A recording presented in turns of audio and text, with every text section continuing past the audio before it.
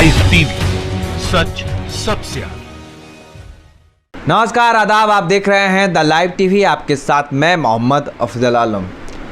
Corona virus पूरी दुनिया में अपना कहर बरपा रहा है। एक वायरस ने पूरे विश्व को अपनी जद में ले रखा है और 1.5 लाख से ज़्यादा लोगों की अब तक मौतें हो चुकी है पूरे संसार में।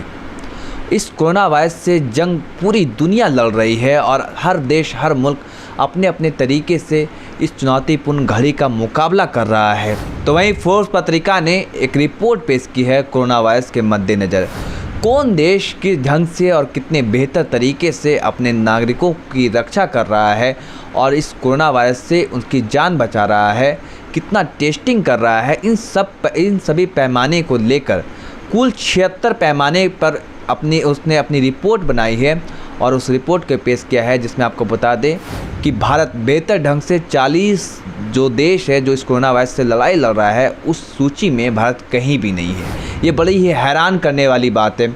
और सबसे ताज्जुब वाली बात ये है कि जिस देश ने कोरोना वायरस को फैलाया और जहाँ से इस कोरोना वायरस पैदा हुआ, वो देश 5वें नंबर पर है कोरोना वायरस से बेहतर ढंग से लड़ाई लड़ने में। और इसमें अव्वल इजराइल है, दूसरे नंबर पर जर्मनी और तीसरे नंबर पर साउथ कोरिया, चौथे नंबर पर ऑस्ट्रेलिया है। तो ये जो देश है वो बेहतर ढंग से लड़ाई लड़ रहे हैं, लेकिन हमारा जो भारत है वो 40 देशों में कहीं भी नहीं है। और सबसे हैरान और परेशान करने वाली बात ये है कि जो हमसे छोटे छोटे देश हैं जैसे कतर, ओमान, मलेशिया, तुर्की, वो भी हमसे आगे हैं। फोर्ब्स की रिपोर्ट आने के बाद कांग्रेस पार्टी ने भी बीजेपी पर हमला किया है, मोदी सरकार पर तंज कसा है और कहा है कि ये सुरक्षा आपको कोरोना वायरस से लड़ाई खुद लड़नी होगी और खुद सुरक्षा करनी होगी, क्योंकि हमारी सरकार सो रही है। उस ट्वीट को देखिए तो देखा आपने, कांग्रेस पार्टी ने भी हमला बोला है। और आपको बता दें कि आखिर भारत पीछे क्यों रह गया।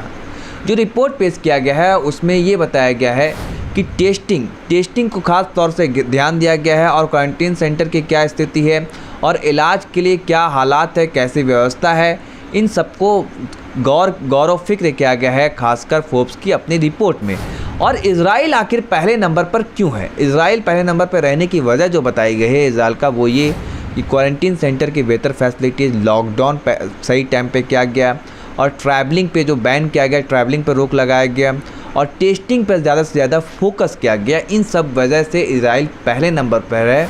लेकिन अब सवाल ये बनता है कि इंडिया पीछे क्यों रह गया? इंडिया क्यों नहीं इन सूची में शामिल हो पाया? उसकी वजह यह है कि वक्त रहते भारत के पास जब संभलने का वक्त था, टाइम था, उस वक्त भारत नहीं संभला और लॉकडाउन जो उन्होंने किया है वो देरी से, विशेषज्ञों का कहना है कि 15 दिन देरी से भारत ने लॉकडाउन किया, जिसकी वजह से ये महामारी भारत में संक्रमित हुई और लोगों तक फैली। और दूसरा ये कि टेस्टिंग भारत बहुत कम कर रहा है। ये सवाल खड़ा, हर विशेषज्ञ सवाल खड़ा कर रहा है कि क्योंकि आप जब तक टेस्टिंग करेंगे नहीं तब तक आपको पता ही नहीं चलेगा कि हमारे यहाँ कितने मरीज हैं, कितने नहीं है। जो सबसे बड़ा सवाल ये सामने आया है वो वही कि टेस्टिंग और लॉकडाउन सही वक्त पे नहीं किया गया। हमारे यहाँ 24 मार्च को लॉकडाउन किया गया है। प्रधानमंत्री नरेंद्र मोदी ने देश के नाम संबोधन में 24 मार्च को लॉकडाउन किया 21 दिन के लिए, फिर उसके बाद और बढ़ा दिया इसे 19 दिन के लिए। तो कुल 40 दिन के लिए लॉकडाउन हुआ भारत। लेकिन भारत में पहला मामला 30 जनवरी को आया था केरल के त्रिशूल ज़िले से। अगर उस वक्त हम संभल जाते तो शायद ये दिन नहीं देखना पड़ता। और राहुल गांधी ने 12 फरवरी को देश को आगाह किया था, चेताया था कि कोरोना वायरस काफ़ी बड़ी महामारी है, इससे हमें अभी सतर्क रहना होगा।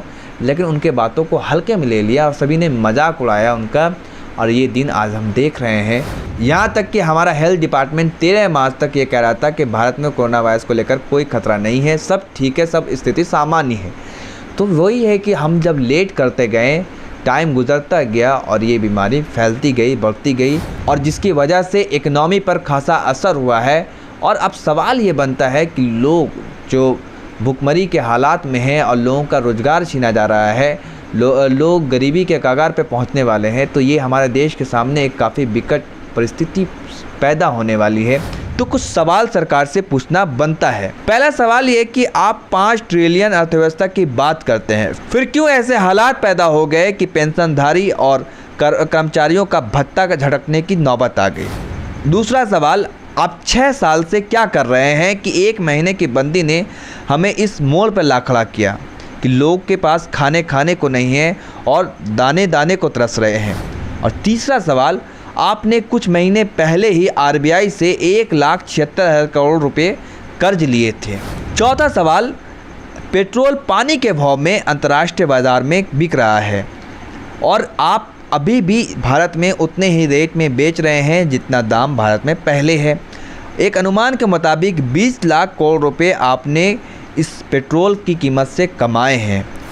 तो ये आप सबसे बड़ा सवाल है ये जो हम देख रहे हैं कि लोग जो हमारे देश के मज़दूर हैं, गरीब लोग हैं, उनके सामने खाने की किल्लत हो गई है और लोगों के जो पेंशनधारी हैं और जो कर्मचारी हैं उनका डीए काटा जा रहा है, भत्ता काटा जा रहा है। तो ये अब सवाल सरकार से बनता है कि आप 5 ट्रिलियन की बात कर रहे हैं, चुनाव में आपने वादा किया कि 15 लाख रुपए देंगे और वो अब क्या हो गया कि आप हमारे देश के प्रधानमंत्री खुद चंदा मांग रहे हैं पीएम केयर फंड में।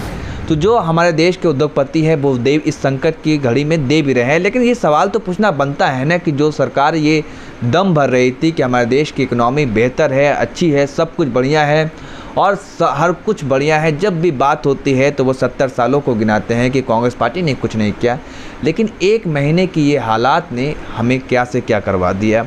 हम देख रहे हैं कि हमारे गरीब मजदूर किस कदर परेशान हैं, उनके खाने के लाले पड़े हुए हैं। अगर ये हालात जो हमारे देश में अभी है तो बहुत ही बेहतर हालात है फिर भी, लेकिन अगर ये ऐसे सिचुएशन जो अमेरिका और इटली में जो हुआ है, अगर वैसे हालात हमारे देश में पैदा होता, खुदा ना करे ऐसा हो, भगवान ना ईश्वर ना करे कि इस तरीके के ये हालात देखना पड़े, लेकिन अगर ऐसा होता तो फिर क्या नौबत आती।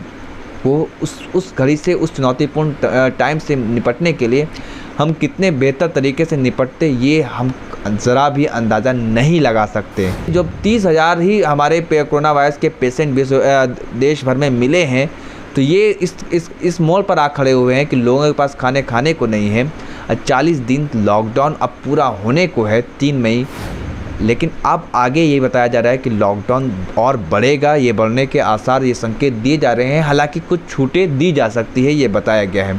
तो अब सोचिए कि कितने भयंकर स्थिति, भयंकर हालात पैदा हो जाते अगर चीन और इटली जैसे यहाँ नौबत आते। खैर, बेहतर है कि वो दिन नहीं देखने को मिला है।